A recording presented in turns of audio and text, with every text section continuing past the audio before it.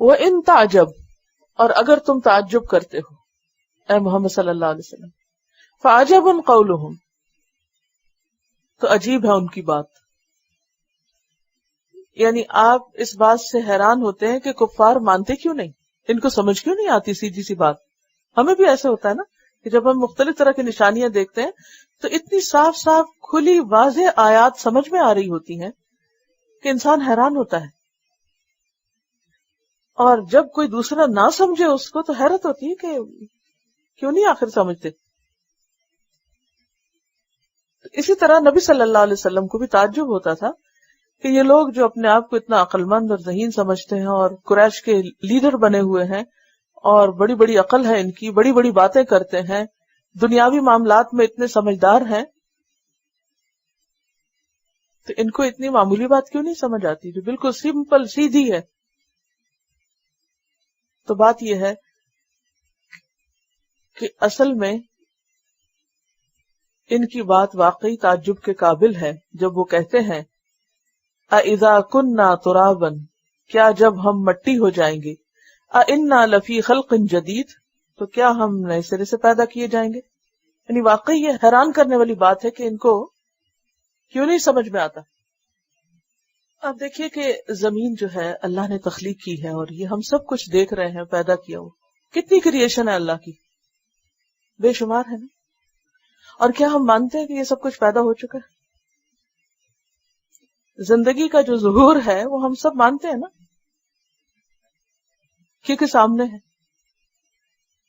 یعنی یہ چیزیں پیدا ہوئی ہیں، اللہ پیدا کر سکتا ہے، مانتے ہیں؟ پیدا کر سکتا ہے تو اس نے کی ہے نا، تبھی تو یہ نظر آ رہا ہے. اور اگر ہم ایک دفعہ کے پیدا کرنے کو مان چکے ہیں تو یہ ماننا کیوں مشکل ہے کہ وہ پھر پیدا کر لے گا، دوبارہ بھی پیدا ہو جائے گا. اپنے آپ کو ہی دیکھیے، مثلا اگر آپ نے کوئی چیز بنائی، کوئی کھانا بنایا مثلا، تو جب آپ ایک دفعہ بنا چکتے ہیں تو کیا آپ کو یہ کانفیڈینس نہیں ہوتا کہ دوبارہ بھی بنا لوں گا؟ زیادہ آسان ہو جاتا ہے.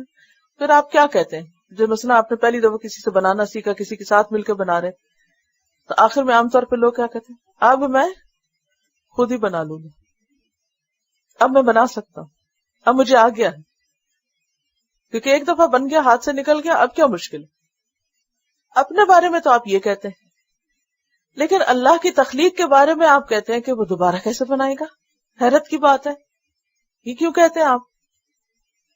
اَإِذَا كُنَّا تُرَابًا اَإِنَّا لَفِي خَلْقٍ جَدِيدٍ، کیا جب ہم مٹی ہو جائیں گے یعنی مرنے کے بعد، کیا پھر دوبارہ نئے سرے سے پیدا کیے جائیں گے.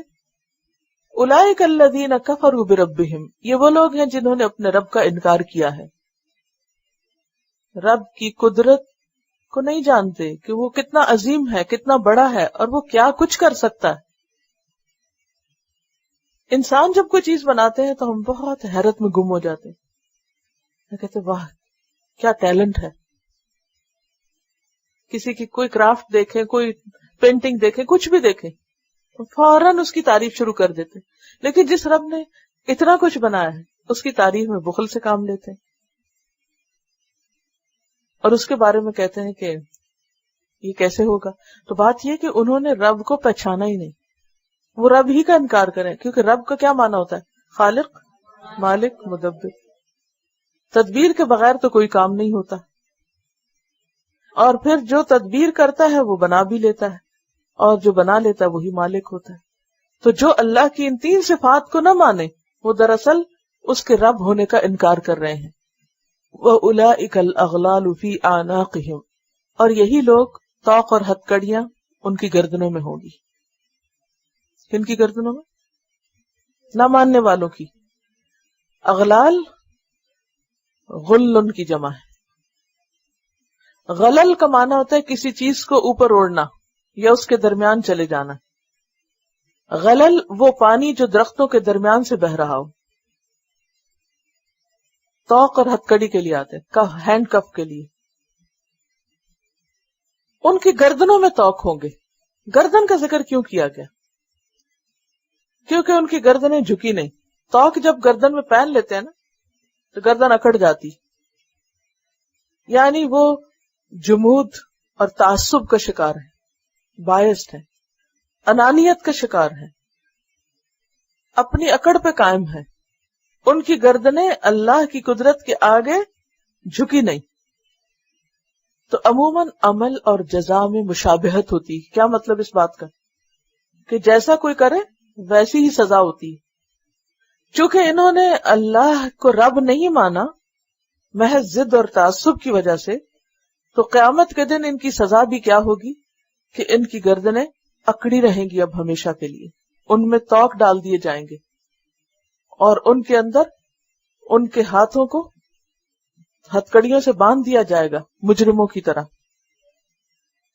وَأُولَئِكَ أَصْحَابُ النَّارِ، اور یہی لوگ آگ کے ساتھی ہیں. ہم فیہا خالدون، اس میں وہ ہمیشہ رہیں گے. یعنی ان کی گردنوں میں توق، ہاتھوں میں ہینڈ کفس ڈال کر ان کو آگ کے اندر گھسیٹا جائے گا.